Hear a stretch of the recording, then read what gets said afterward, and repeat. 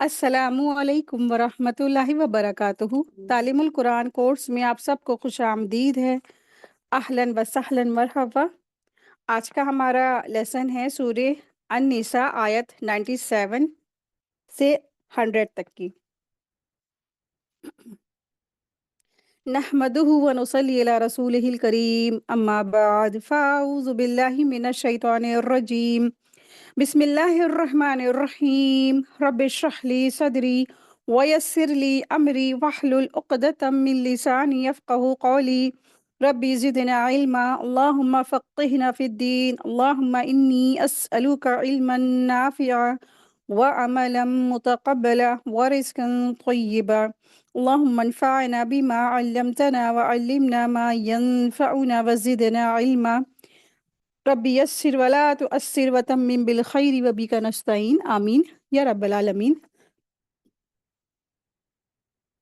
आयत 97 है। बिस्मिल्लाहिर्रहमानिर्रहीम। बेशक वो लोग जिन्हें फरिश्ते इस हाल में कब्ज़ करते हैं कि वो अपनी जानों पर जुल्म करने वाले होते हैं, कहते हैं कि तुम किस काम में थे? वो कहते हैं हम उस सरजमी में निहायत कमज़ोर थे। तो वो कहते हैं क्या अल्लाह की ज़मीन वसी न थी कि तुम उसमें से हिजरत कर जाते? तो ये लोग हैं जिनका ठिकाना जहन्नम है और वो लौटने की बुरी जगह है। अल्लाह सुब्हानहू व तआला यहाँ पे इरशाद फरमा रहे हैं, इन्नल लज़ीना तवफ़्फ़ाहुमुल मलाइका ज़ालिमी अनफुसिहिम क़ालू फ़ीमा कुंतुम। बेशक वो लोग जिन्हें फरिश्ते इस हाल में कब्ज़ करते हैं कि वो अपनी जानों पर ज़ुल्म करने वाले होते हैं। आयत नंबर 97 से लेके आयत नंबर 100 तक की अल्लाह की राह में हिजरत करने की अहमियत और फजीलत का बयान है।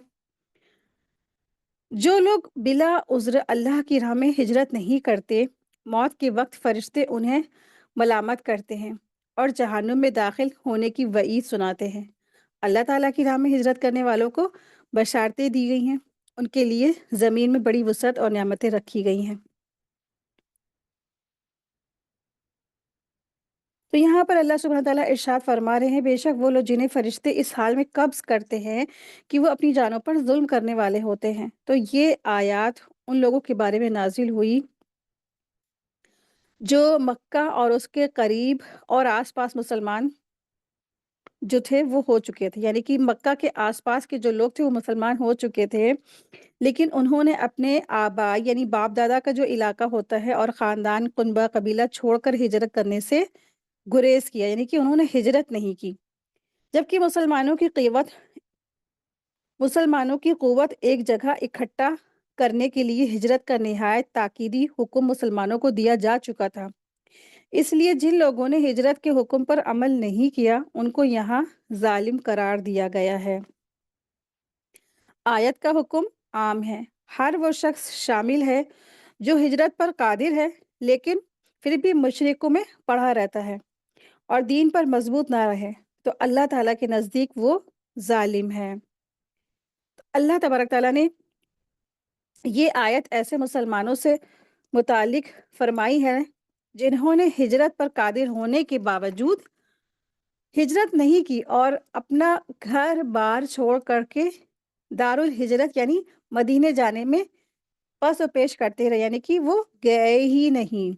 और यही उनका अपनी जानों पर जुल्म था। यानी हिजरत का हुक्म हो चुका था। अब ये हो गया था कि जितने भी मुसलमान हैं सब ईमान लाते जा रहे हैं, तो अब उनके ऊपर हिजरत क्या है, फ़र्ज़ है। वो दारुल कुफ्र से निकल के दारुल ईमान की तरफ चले जाएँ। यानी उस वक़्त का दारुल ईमान कौन-सा था? मदीना था। तो वहाँ पे वो चले जाएँ, लेकिन इनके पास क्या था? अपनी ज़मीन की मोहब्बत, जब जायदाद की मोहब्बत, आबा व अजदाद की मोहब्बत, रिश्तेदारों की मोहब्बत, और फिर इन्होंने ये कुर्बानी नहीं की और उनका ये अपनी जानों पर यही ज़ुल्म हो गया। और मुसलमानों पर ज़ुल्म ये था कि जंग के मौक़े पर उन्हें मुशरिकों के साथ देना पड़ता था। ठीक है? एक तो अपनी जानों पर ज़ुल्म करते थे और मुसलमानों पर भी इस तरह से वो ज़ुल्म करते थे। तो कैसे? दरअसल जब ये जंग पे जाते थे तो जाएँगे किस तरफ? अब ज़ाहिर-सी बात है दारुल हर्ब में रह रहे हैं, اور جہاں پہ دارُ الکفر ہے، وہاں پہ دارُ الکفر یعنی کہ مکہ کے اندر وہ ابھی رہ رہے ہیں۔ اور پھر کیا ہے، اب ان کو جب جنگ کا حکم آ گیا تو کس کی طرف سے جنگ کریں گے؟ مشرکوں کی طرف سے جنگ کریں گے، مشرکوں کا ہی ساتھ دیں گے نا۔ تو مشرکوں کا ان کو ساتھ دینا پڑتا تھا، اور مشرک یہ چال چلتے تھے کہ ایسے مسلمانوں کو اپنی صفوں کے آگے کر دیتے تھے اور وہ ان کے لیے ڈھال اور دفاع کا کام دے۔ اب یہ مسلمانوں کے لشکر کے لیے بڑی ہی الجھن بن جاتی تھی، ٹھیک ہے؟ جو مدینہ میں رہنے والے مسلمان تھے اوریجنل، جو ہجرت کر کے گئے تھے، مہاجر تھے، مجاہد تھے، تو ان کے لیے بڑی الجھن بن جاتی تھی کہ اگر لڑائی لڑیں، تیر برسائیں، تلوار چلائیں، تو ان کے مسلمان بھائی ہی مر جائیں گے جنہوں نے بھی ہجرت کر کے آئی نہیں مسلمانوں میں، اور اگر ہاتھ روکے رکھیں تو وہ خود انہیں ہی نقصان پہنچا دیں گے۔ چنانچہ سیدنا ابن عباس رضی تعالیٰ عنہ اس آیت کی شان نزول کے بارے میں فرماتے ہیں کہ مکہ میں مسلمانوں میں سے کچھ ایسے لوگ تھے جو مشرکوں کا ساتھ دیتے تھے اور مقابلے کے وقت ان کی جمعیت بڑھا دیتے تھے۔ پھر مسلمانوں کی طرف سے کوئی تیر ان کو بھی لگ جاتا تھا، یا کسی کو تلوار لگ جاتی تو زخمی ہو جاتا یا مر جاتا، تو ایسے ہی لوگوں کے بارے میں اللہ تبارک تعالیٰ نے یہ آیت نازل فرمائی۔ تو ایسے مسلمانوں کے لیے اس آیت میں جو وعید آئی ہے، اس سے ضمناً یہ بھی معلوم ہو جاتا ہے کہ ایسے کمزور ایمان اللہ کے ہاتھ مقبول نہیں ہے، ٹھیک ہے؟ اللہ کے یہاں مقبول نہیں ہے، کمزور ایمان اللہ کے یہاں قبول نہیں، لہٰذا اگر مشرکین انہیں ڈھال کے طور پر استعمال کریں تو مسلمانوں کے اجتماعی مفاد کی خاطر انہیں دریغ قتل کر دینا چاہیے، اور ایسے لوگوں کے کمزور ہونے کے عذر کو اللہ تعالیٰ نے قبول نہیں فرمایا، کیونکہ یہ کمزوری نہیں ہے بلکہ گھر بار کی محبت اور مال اور دولت کی ہوس تھی، جس کی وجہ سے وہ ہجرت نہیں کرتے تھے، یا پھر اسے بزدلی پر محمول کیا جاتا ہے۔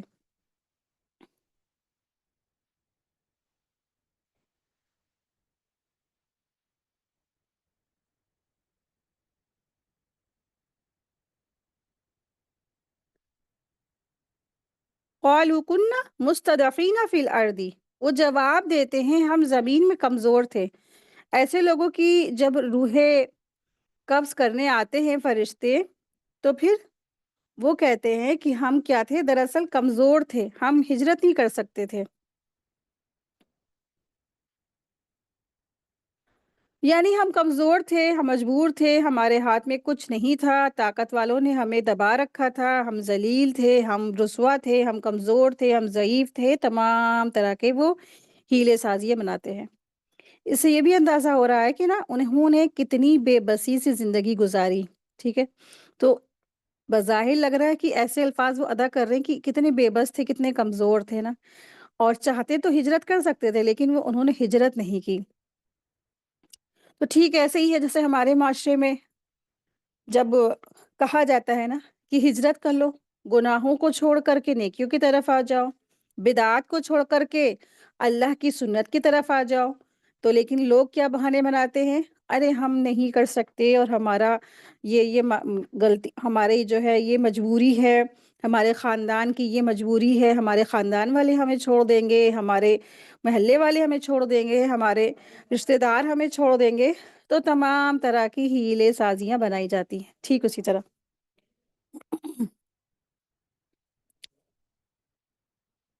قالوا الم تکن ارض اللہ واسعۃ فتہاجروا فیہا، فرشتے ان سے کہتے ہیں کہ اللہ تعالیٰ کی زمین وسیع نہ تھی کہ تم اس میں ہجرت کرتے؟ تو اللہ تعالیٰ نے توجہ دلائی ہے کہ اصل اسباب کمزوری، بے بسی، لاچارگی نہیں ہے، بلکہ اصل اسباب کچھ اور ہیں جن کی وجہ سے تم نے یہ ذلت قبول کر رکھی ہے۔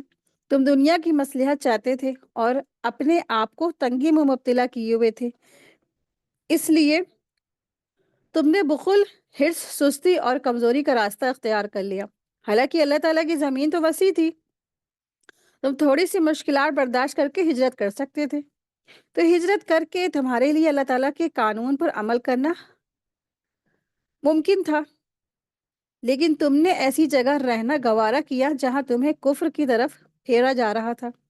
تم اس تنگی سے وسعت کی طرف کیوں نہیں نکل گئے؟ ارض اللہ سے مراد مدینہ ہے، لیکن حکم عام ہے، اس کے مطابق ہر وہ زمین ہے जहाँ इंसान अल्लाह ताला के दीन पर अमल करने के लिए हिजरत करके जाएगा। फ़उलाइका मअवाहुम जहन्नम वसअत मसीरा। तो यही लोग हैं, उन्हीं का ठिकाना जहन्नम है और वो बहुत ही बुरी लौटने की जगह है।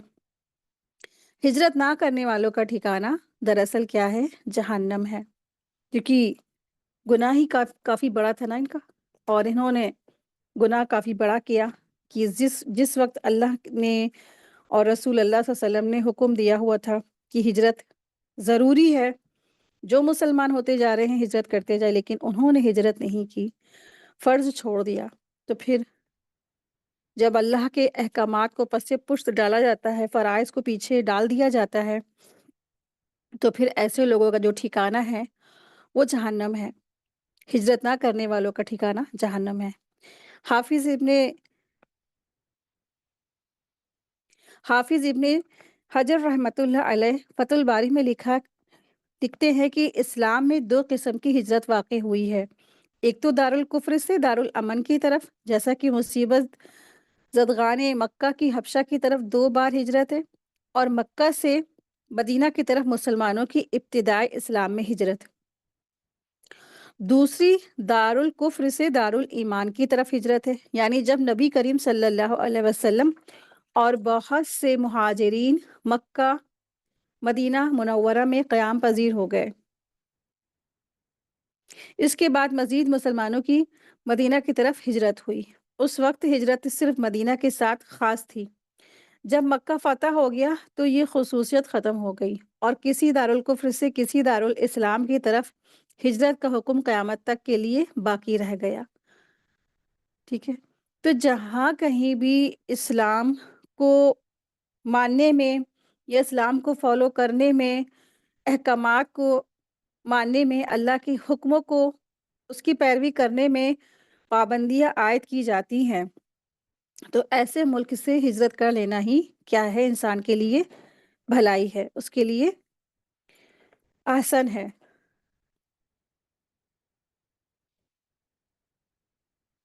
आयत देखें, आयत नंबर 98 है। इल्लल मुस्तदफ़ीना मिर रिजाली वन निसाई वल विल्दानी ला यस्ततीऊना हीला वला यहतदूना सबीला। उन कमज़ोर मर्दों और औरतों और बच्चों के सिवा जो ना किसी तदबीर की ताकत रखते हैं और ना ही निकलने का रास्ता पाते हैं।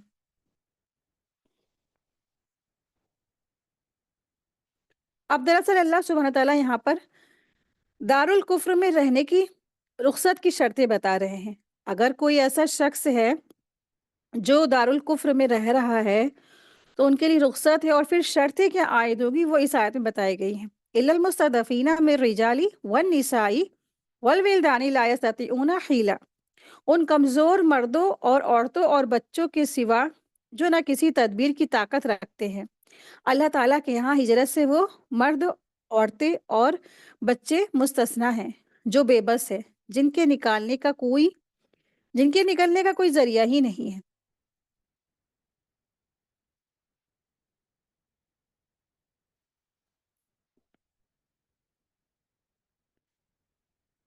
जो मुसलमान फ़िलवाक़े कमज़ोर थे और हिजरत करने की कोई राह नहीं नज़र आ रही थी उन्हें, तो मुस्तदफ़ीना यानी कमज़ोर से मुराद वो लोग हैं जो फ़िल हकीकत माज़ूर हैं। जैसे मसलन बीमार हैं, बच्चे हैं, बूढ़े हैं, औरतें हैं और काफ़िरों की क़ैद में पड़े हुए मुसलमान। वसाइल महदूद होने से ये मुराद है कि उनके पास ना तो कोई सवारी का बंदोबस्त हुआ था और ना वो पैदल सफ़र की मशक्क़त उठाने के काबिल हुए।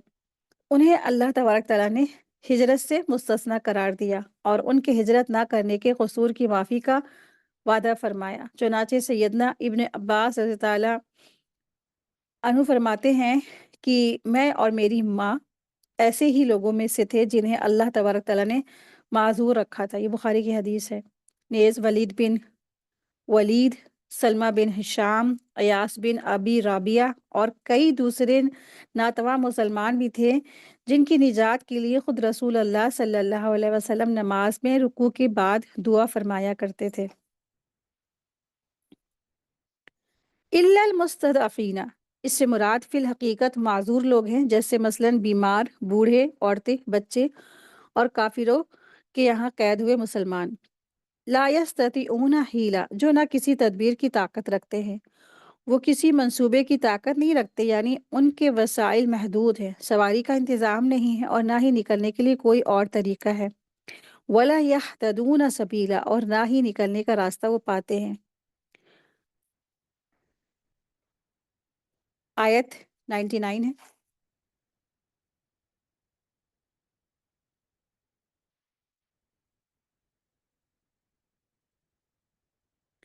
फ़उलाइक असल्लाहु अन यअफ़ुव अन्हुम वकान अल्लाहु अफ़ुवन गफ़ूरा। चुनाचे यही वो लोग हैं कि उम्मीद है कि अल्लाह ताला उन्हें माफ़ कर देगा, और अल्लाह ताला हमेशा से निहायत ही माफ़ करवाने वाला है और बेहद बख्शने वाला है। फ़उलाइका असल्लाहु अन यअफ़ुव अन्हुम, चुनाचे यही लोग हैं कि उम्मीद है कि अल्लाह ताला उन्हें माफ़ फरमा देंगे। तो यहाँ पर जो लफ्ज़ आया है असल्लाहु, तो असल्लाहु यानी उम्मीद है कि अल्लाह ताला माफ़ कर देंगे, ठीक है? यकीन नहीं है, वायदा नहीं है, कि उम्मीद है, बस ठीक है, उम्मीद रखो। तो अल्लाह तबारक तआला यहाँ पर ये लफ्ज़ इसलिए लाए हैं ताकि लोग श्योर होके बैठे ना रह जाएँ, हिजरत ना करें, है ना?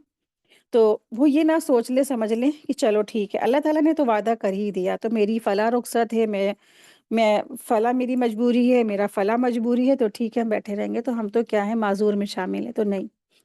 तो ऐसे लोग जो वाक़ई में माज़ूर हैं, बीमार हैं, बूढ़े हैं, बच्चे हैं, या कोई ऐसी माज़ूरी, या फिर वो मुसलमानों के मुसलमानों को मुसलमान लोग जो है मुशरिकों के यहाँ कैद हैं, तो फिर दरअसल क्या है, वाक़ई में ये माज़ूर हैं। फिर अल्लाह तबारक तआला ने उनके लिए फ़रमाया कि उम्मीद है अल्लाह ताला इनसे दरगुज़र फ़रमा ले, इनको माफ़ फ़रमा दे। और वो मर्द, औरतें और बच्चे जो निकलने का कोई रास्ता नहीं पाते, जो अपनी जायदाद और रिश्तेदारों और दोस्तों की वजह से नहीं, बल्कि हकीकी तौर पर वो मजबूर हैं, तो उन्हें हिजरत ना कर सकने पर माफ़ी मिल सकती है, कन्फर्मेशन नहीं है। तो कितनी डराने वाली आयतें हैं। उनके अलावा और मुअत्तदद सहाबा भी थे, जो मक्का मुकर्रमा में फँसे हुए थे और वहाँ से निकलने की कोई सूरत ना थी, और काफ़िरों के माहौल में मुसीबत में पड़े हुए थे। उनके लिए नबी सल्लल्लाहु अलैहि वसल्लम कुनूत नाज़िला दुआ किया करते थे। याफ़ुवा अन्हुम, उन्हें माफ़ कर देगा, उनकी हिजरत तर्क करने पर उनसे दरगुज़र फ़रमाएँगे अल्लाह तबारक तआला। व कान अल्लाहु गफ़ूरर रहीमा, और अल्लाह ताला हमेशा से ही निहायत माफ़ फ़रमाने वाले हैं, बेहद बख्शने वाले हैं। आयत 100 है। और जो कोई अल्लाह ताला की राह में हिजरत करेगा, वो ज़मीन में पनाह की बहुत सी जगह और बड़ी कुशादगी पाएगा। और जो अपने घर से अल्लाह ताला और उसके रसूल की तरफ हिजरत करता हुआ निकला, फिर उसे मौत पाले, तो यकीनन उसका अज्र अल्लाह ताला पर साबित हो गया है। और वो अल्लाह ताला हमेशा से ही बड़ा बख्शने वाला है, निहायत मेहरबान है। वमन युहाजिर फी सबीलिल्लाह यजिद फिल अर्दी मुरागमन कसीरम वसअ, और जो कोई अल्लाह ताला की राह में हिजरत करेगा, वो ज़मीन में पनाह की बहुत सी जगह और बड़ी कुशादगी पाएगा। तो इस आयत में हिजरत की और मुशरिकों से अलहदगी का इख्तियार करने की तरगीब दिलाई गई है, और खुशखबरी दी गई है कि मोमिन जहाँ भी हो जाएंगे, वहाँ उसे पनाह और कुशादगियाँ मिल जाएंगी। फी सबीलिल्लाह जो लफ्ज़ आया है, इससे पता ये चलता है कि इस आयत में ये इस बात की दलील है कि हिजरत सही मकसद और ऐसी ख़ास नीयत से होनी चाहिए जिसमें दुनियावी उमूर की आमोज़िश ना हो। नबी सल्लल्लाहु अलैहि वसल्लम ने इरशाद फरमाया, आमाल का दारो मदार नियतों पर है, और हर एक के लिए वही है जिसकी उसने नियत की हो। जिसने अल्लाह ताला और उसके रसूल के लिए हिजरत की, फिर उसकी हिजरत अल्लाह ताला और उसके रसूल के लिए है। और जिसने दुनिया हासिल करने के लिए हिजरत की, या किसी औरत से शादी करने की नीयत से हिजरत की, फिर उससे उसकी हिजरत उसी के लिए है। जिस नियत से उसने हिजरत की। ये बुखारी की हदीस है, हदीस नंबर 5070 इसका नंबर है।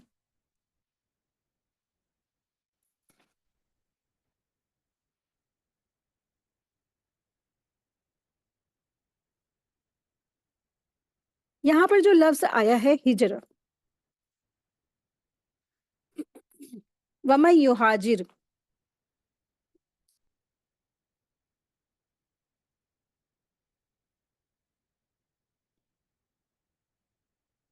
वमन युहाजिर जो लफ्ज़ है, तो ये हिजरत से है और इसका रूट वर्ड हा, जीम और रा है।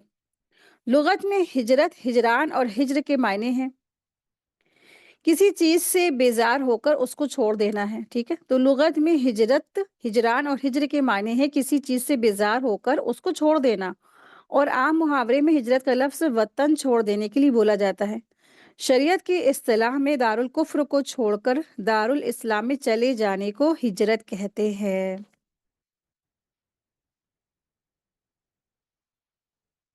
सूरह हशर की आयत नंबर 8 में अल्लाह सुब्हानहू व तआला इरशाद फरमाते हैं, अल्लज़ीना उखरिजू मिन दियारिहिम व अमवालिहिम, वो लोग जो अपने घरों और मालों से निकाल दिए गए।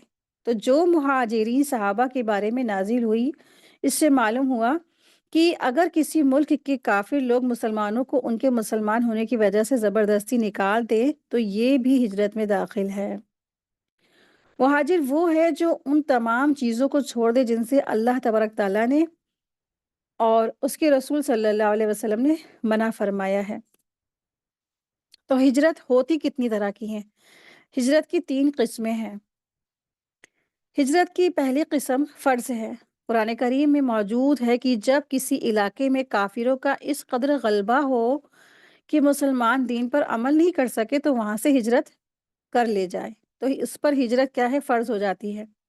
चुनांचे शुरू इस्लाम में जब मक्का के काफ़िरों ने मुसलमानों का जीना दूभर कर दिया था, तो उनके लिए हिजरत वाजिब हो गई थी। चुनांचे मुसलमानों ने 2 दफ़ा हबशा की तरफ हिजरत की और तीसरी मर्तबा मदीना। उस वक़्त ईमान का मियार ही यही था, यानी हिजरत थी। हिजरत की दूसरी किस्म ये है कि आदमी पैगंबर मुस्तफ़ा सल्लल्लाहु अलैहि वसल्लम के साथ जिहाद में शरीक हो जाए। मुनाफिकों के लिए ये अमल बड़ा मुश्किल था। वो बहाने से जिहाद से बचते थे, पीछे रह जाते थे। चुनांचे अहद की जंग के मौके पर ऐसा ही हुआ कि अब्दुल्ला बिन उबई 300 आदमियों की जमात के साथ इसलिए वापस आ गया कि उनकी राय नहीं मानी गई। तो वो मदीना में रहकर दुश्मन का मुकाबला करना चाहते थे।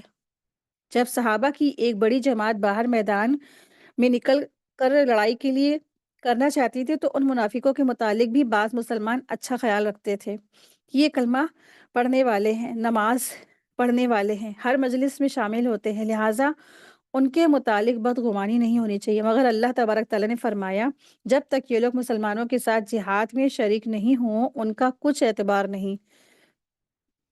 लिहाज़ा उनकी हिजरत ये थी कि वो जिहाद में शामिल हों।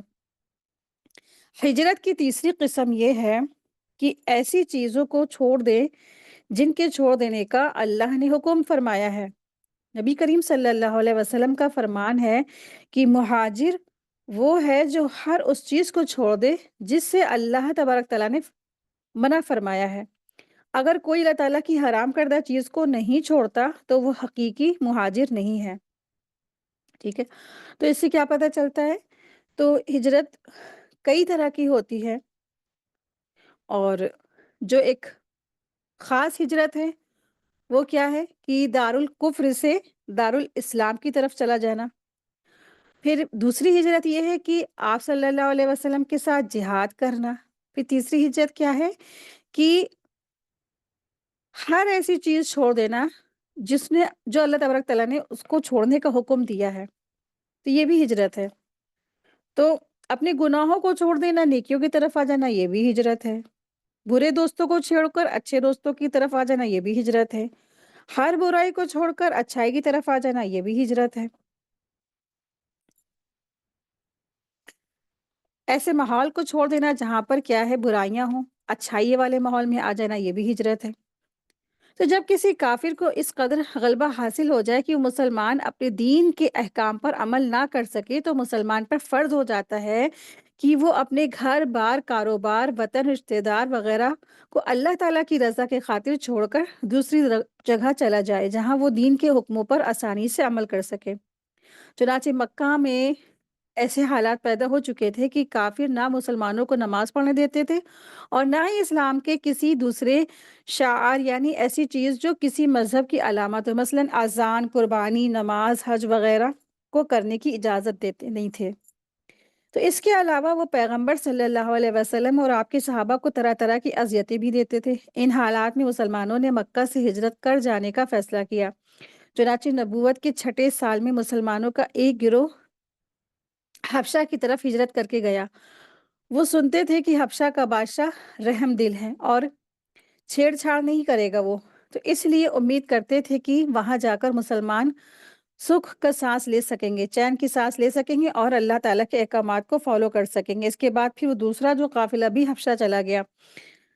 آخر مکی طور کے تقریباً 13 سال پورے ہونے پر اللہ تبارک تعالیٰ نے حکم دیا کہ نبی صلی اللہ علیہ وسلم اور آپ کے پیروکار جو ہیں مدینہ کی طرف ہجرت کر جائیں۔ اس حکم کی تعمیل میں کئی جماعتیں مدینہ منورہ روانہ ہوئیں اور پھر خود نبی صلی اللہ علیہ وسلم بھی حضرت ابوبکر صدیق رضی اللہ عنہ کے ساتھ مدینہ پہنچ گئے۔ آپ صلی اللہ علیہ وسلم کے بعد بھی یہ سلسلہ جاری رہا اور وقتاً وقتاً چھوٹی چھوٹی جماعتیں مکہ سے ہجرت کر کے مدینہ پہنچتی رہیں۔ اس طرح جس آدمی کو موقع ملتا وہ کافروں کے نرغے سے نکل کر مدینہ پہنچ جاتا۔ حضرت عمر رضی اللہ عنہ پیغمبر نبی صلی اللہ علیہ وسلم سے پہلے 20 آدمیوں کی جماعت کے ساتھ ہجرت فرمائی۔ جب ہجرت فرض ہو جاتی تو پھر ایسا شخص جس میں ہجرت کرنے کی طاقت ہو اسے کافروں کے ملک میں ٹھہرے رہنے کی اجازت نہیں ہوتی ہے، اور اگر وہ جان بوجھ کر بغیر کسی شرعی وجہ کے ہجرت نہیں کرتا تو وہ دوزخ میں جانے کا حقدار ہو جاتا ہے۔ اللہ تعالیٰ نے اسی ضمن میں سخت وعید فرمائی ہے۔ یہاں جو لفظ آیا ہے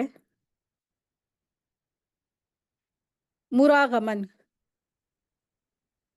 تو اللہ تبارک تعالیٰ نے ہجرت کی جو برکتیں ہیں وہ فرمائی ہیں، اور مراغمن کا جو لفظ ہے جس کے معنی ہوتے ہیں ایک زمین سے دوسری زمین کی طرف منتقل ہونا، ٹھیک ہے۔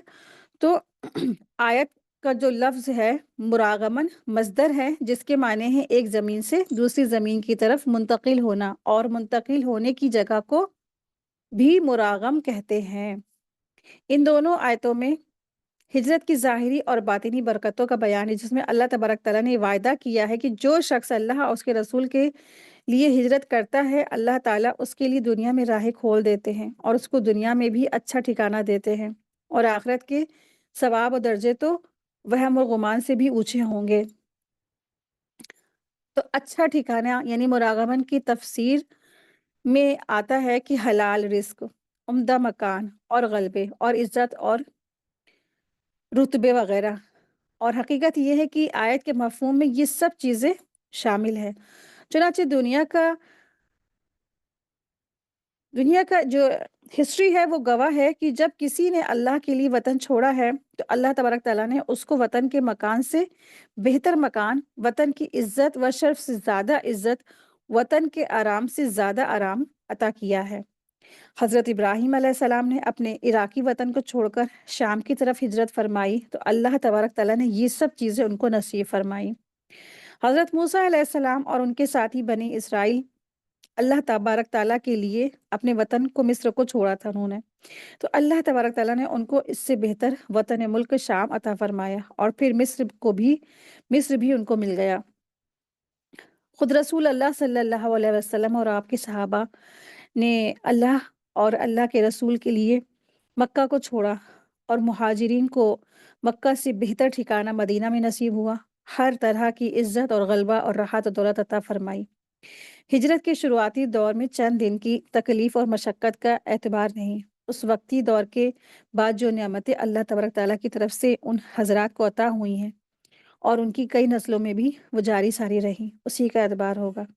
صحابہ کرام رضی تعالیٰ عنہم اجمعین کے فقر اور فاقے کی جو واقعات تاریخ میں مشہور ہیں وہ عموماً ہجرت ہجرت کے شروعاتی دور کے ہیں یا وہ اختیاری فقر کے ہیں کہ انہوں نے دنیا اور مال اور دولت کو پسند ہی نہیں کیا اور جو حاصل ہوا اس کو اللہ تعالیٰ کی راہ میں خرچ کر دیا۔ خود نبی صلی اللہ علیہ وسلم کا حال یہی تھا کہ آپ کا فقر و فاقہ محض اختیاری ہی تھا، یعنی رسول اللہ صلی اللہ علیہ وسلم نے غربت کی زندگی اختیار فرمائی تھی۔ آپ صلی اللہ علیہ وسلم نے اپنے غنا اور مالداری کو اختیار نہیں فرمایا تھا۔ اس کے باوجود ہجرت کے چھٹے سال میں فتح خیبر کے بعد نبی کریم صلی اللہ علیہ وسلم کے کے گزارنے سب اہل اور عیال کے گزارے کا کافی سارا انتظام ہو گیا تھا۔ اسی طرح خلفائے راشدین رضی اللہ عنہم میں سب کا یہی حال تھا کہ مدینے کے بعد اللہ تبارک تعالیٰ نے ان سب کو سب کچھ دیا، لیکن اسلامی ضرورت پیش آنے پر حضرت صدیق اکبر رضی اللہ عنہ نے اپنے گھر کا پورا مال لا کر پیش کر دیا۔ ام المومنین حضرت زینب رضی اللہ عنہا کو جو کچھ وظیفہ ملتا وہ سب فقیروں مسکینوں میں تقسیم کر کے خود فقیرانہ زندگی گزارتی۔ اسی وجہ سے ان کا نام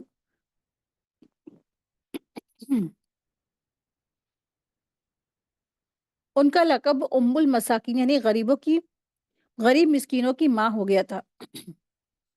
بہت سے حضرات صحابہ ایسے بھی تھے جو اپنا وطن مکہ مکرمہ میں غریب اور نادار تھے، اور ہجرت کے بعد اللہ تبارک تعالیٰ نے ان کو مال اور دولت اور ہر طرح کی خوشحالی اور فراغت عطا فرمائی۔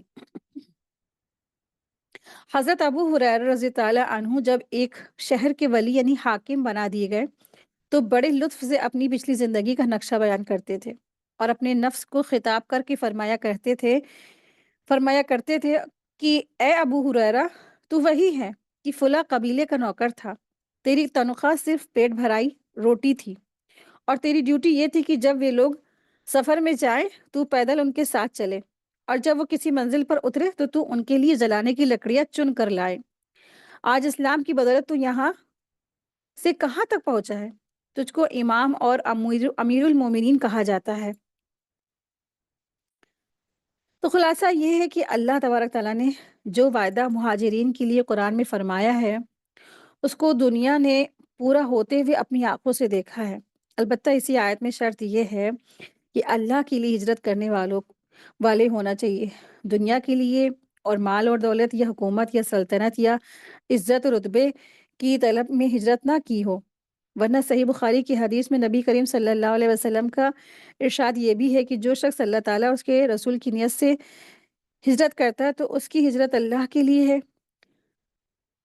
یعنی یہی صحیح ہجرت ہے، اور جس کے فضائل اور برکتیں قرآن میں مذکور ہے۔ اور جس شخص نے صرف اور صرف مال کے لیے یا کسی عورت کے لیے نکاح کے خیال سے ہجرت کی ہوگی تو اس کا ہجرت کیا ہے؟ اس کا وہی معاوضہ، وہی چیز جس کی طرف اس نے ہجرت کی ہے۔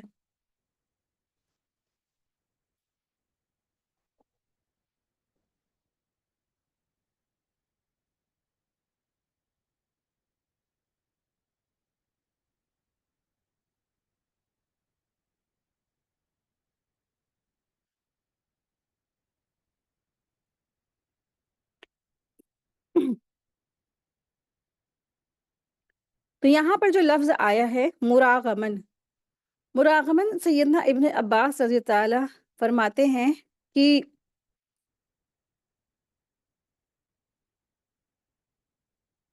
مراغمن کا معنی ہے ہجرت کا مقام ہے۔ مراغمن کا معنی ہجرت کا مقام ہے۔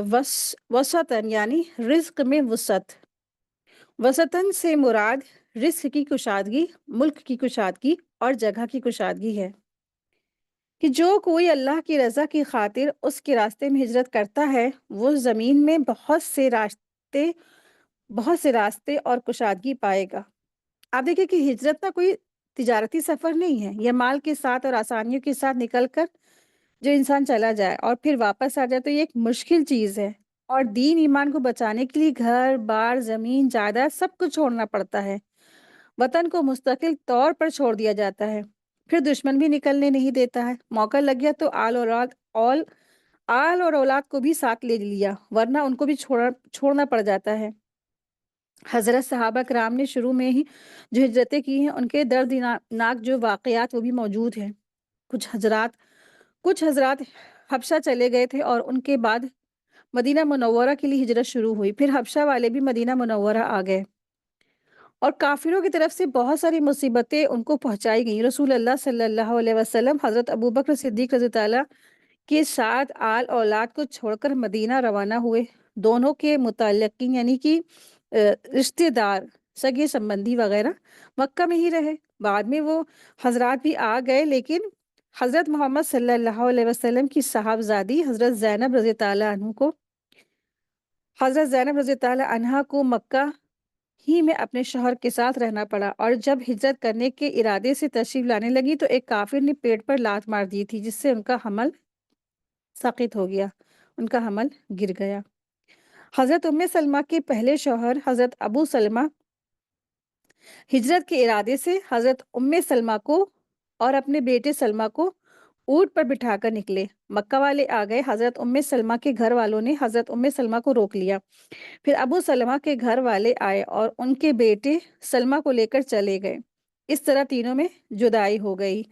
حضرت ام سلمہ فرماتی ہیں کہ میں صبح سے شام تک روتی رہتی تھی اور اس پر ایک عرصہ گزر گیا۔ بعد میں ایک آدمی نے میرے خاندان والوں سے کہا کہ تم نے اس عورت کو اس کے شوہر اور اس کے بچے سے کیوں جدا کر دیا؟ اس مسکینہ کو کیوں نہیں جانے دینے کی اجازت دی؟ اس پر انہوں نے مدینہ جانے کی اجازت دے دی اور ابو سلمہ کے خاندان والے بچے بھی دے دیے گئے۔ وہ فرماتی ہے کہ میں اس حالت میں نکل کھڑی ہوئی کہ میرے ساتھ کوئی بھی نہیں تھا۔ تنعیم میں پہنچی تو عثمان بن طلحہ مل گئے۔ انہوں نے کہا کہاں جا رہی ہو؟ میں مدینہ منورہ اپنے شوہر کے پاس جا رہی ہوں۔ پوچھا تمہارے ساتھ کوئی ہے؟ میں نے کہا اللہ ہے اور اس بچے کے سوا کوئی ساتھ نہیں ہے۔ یہ سن کر انہوں نے اونٹ کی مہار پکڑی اور مدینہ منورہ پہنچا دیا۔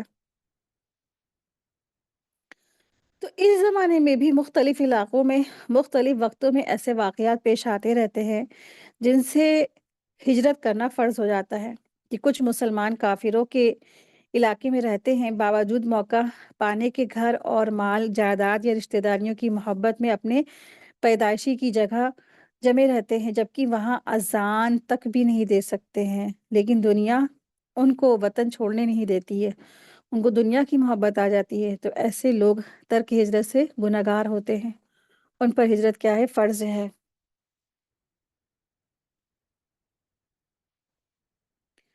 اللہ سبحانہ تعالیٰ ارشاد فرما رہے ہیں وَمَن يَخْرُجْ مِن بَيْتِهِ مُهَاجِرًا إِلَى اللَّهِ وَرَسُولِهِ، اور جو اپنے گھر سے اللہ اور اس کے رسول کی طرف ہجرت کرتے ہوئے نکلا،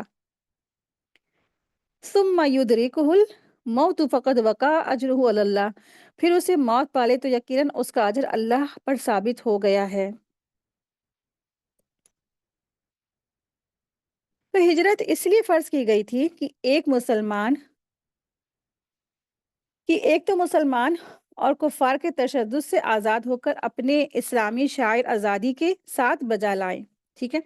یعنی اس لیے فرض کی گئی ہجرت کہ تاکہ ان مسلمانوں کو اپنے اسلام کے احکامات پر عمل کرنا آسان ہو سکے، اور دوسرا اس لیے تھی کہ مدینہ کی طرف ہجرت کر کے مسلمانوں کی اجتماعی قوت کے لیے مددگار ثابت ہو۔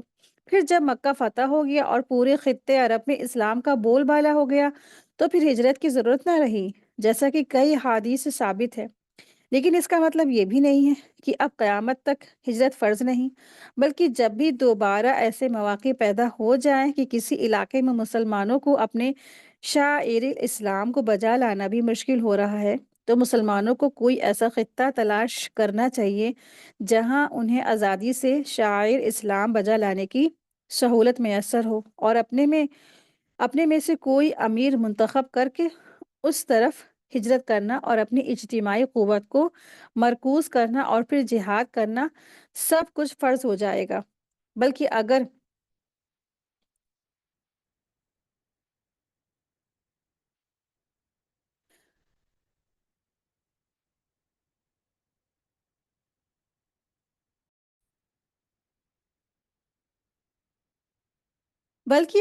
منظر غائر دیکھا جائے تو ہجرت بھی جہاد کا ہی ایک حصہ ہوتی ہے۔ پھر جب اس علاقے میں اسلام کا غلبہ ہو جائے تو وہاں بھی ہجرت کی ضرورت باقی نہ رہے گی۔ دارالکفر میں رہنے کی رخصت کی شرائط ہے۔ ان آیات میں یہ بھی معلوم ہوا کہ مسلمانوں کا دارالکفر میں رہنے کا جواز صرف دو صورتوں میں ہے۔ ایک تو یہ ہے کہ کوئی شخص اس خطے میں اسلام میں غالب کرنے اور نظام کفر کو نظام اسلام میں تبدیل کرنے کی جد و جہد میں لگا رہے، یعنی کہ دعوت و تبلیغ کا کام کرنے میں وہ جد و جہد کرتا ہے، جیسا کہ انبیاء علیہ السلام اور ان کے فالوور کرتے رہے۔ اور دوسرا یہ ہے کہ وہاں فی الواقع وہاں سے نکلنے کی کوئی راہ نہ پاتا ہو اور بیزاری اور نفرت سے مجبوراً وہاں پہ ہو۔ ان صورتوں کے علاوہ دارالکفر میں رہنا مستقل نافرمانی ہے۔ ٹھیک ہے، تو دارالکفر میں رہنے کی رخصت ہے کہ پہلا تو یہ ہے کہ انسان اس نیت سے رہے کہ ہم یہاں پہ جو انبیاء کا مشن ہے وہ ہم لے کے آگے بڑھ رہے ہیں۔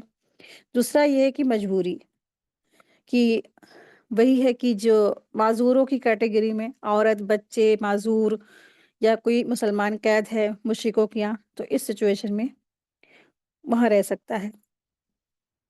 اللہ تعالیٰ کا عفو اللہ تبارک تعالیٰ کیا ہے؟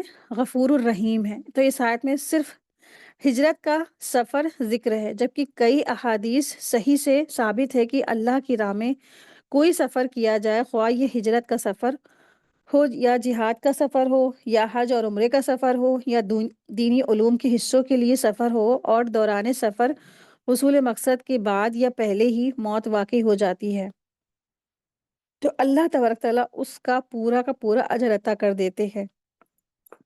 ٹھیک ہے، تو اللہ سبحانہ تعالیٰ نے یہاں پہ ارشاد فرمائے نا کہ ثم یدرک الموت فقد وقع اجرہ علی اللہ، پھر اسے موت پالے تو یقیناً اس کا اجر اللہ تعالیٰ پر ثابت ہو گیا ہے، تو اسے اس کا اجر ملے گا۔ یعنی جو شخص صرف اپنے رب کی رضا اور اس کے رسول صلی اللہ علیہ وسلم کی محبت، اللہ تعالیٰ کی دین کی نصرت کی خاطر ہجرت کے لیے اپنے گھر سے نکلتا ہے اور اس کے سوا کوئی اس کا مقصد نہیں، اور پھر اسے راستے میں موت آ گئی، تو پھر اس کا اجر اللہ تعالیٰ کے یہاں ثابت ہو گیا ہے۔ تو اس میں یہ بہت سارے چیزیں شامل ہے، مثلا جہاد کا ہے، پھر یا کوئی ایسا سفر جو اسلامک ہو یا دینی ہو، یا پھر حج ہے یا عمرہ ہے، یا دینی علوم کے حصول کے لیے جو سفر طے کیا جاتا ہے، تو یہ سارے سفر اس میں شامل ہو گئے۔ تو دین کے جو علوم ہے اس کو حاصل کرنے کے لیے سفر ہو یا دوران سفر ان حصول مقصد سے بعد یا پہلے موت واقع ہو جائے گی، تو اللہ تبارک تعالیٰ اس کا پورا اجر عطا فرماتے ہیں، جیسا کہ حدیث سے بھی معلوم ہوتا ہے۔ رسول اللہ صلی اللہ علیہ وسلم نے ارشاد فرمایا، بنی اسرائیل میں ایک شخص نے 99 قتل کیے تھے، پھر وہ اپنے متعلق مسئلہ پوچھنے لگا۔ وہ ایک راہب کے یہاں گیا اور اس سے پوچھا کہ کیا میرے لیے توبہ کی کوئی گنجائش ہے؟ تو اس نے کہا نہیں، تو اس نے راہب کو ہی ختم کر ڈالا، اسے مار دیا۔ پھر لوگوں سے یہی مسئلہ پوچھتا رہا، کسی آدمی نے اسے کہا کہ فلاں فلاں بستی میں توبہ کے لیے چلے جاؤ، راستے ہی میں اسے موت نے پا لیا، تو اس نے اپنا سینہ بستی کی طرف جھکا دیا۔ اب رحمت کے اور عذاب کے فرشتے آپس میں جھگڑنے لگے۔ جس بستی کی طرف وہ جاتا رہا، اللہ تعالیٰ نے زمین کو حکم دیا کہ نزدیک ہو جا، اور جس بستی سے وہ جا رہا تھا اسے حکم دیا کہ دور ہو جا، اور فرشتوں سے فرمایا کہ اب فاصلے ماپ لو۔ چنانچہ جہاں اسے جانا تھا وہ بستی ایک بالشت بھر قریب نکلی، تو اللہ تبارک تعالیٰ نے اسے بخش دیا۔ تو جب انسان گناہوں کو چھوڑنے کی عزم اور ارادہ کرتا ہے نا، نیت کرتا ہے، اس نے کیا کیا تھا؟ نیت کی تھی، تو اللہ تبارک تعالیٰ نے اس کی نیت کو قبول فرما لیا۔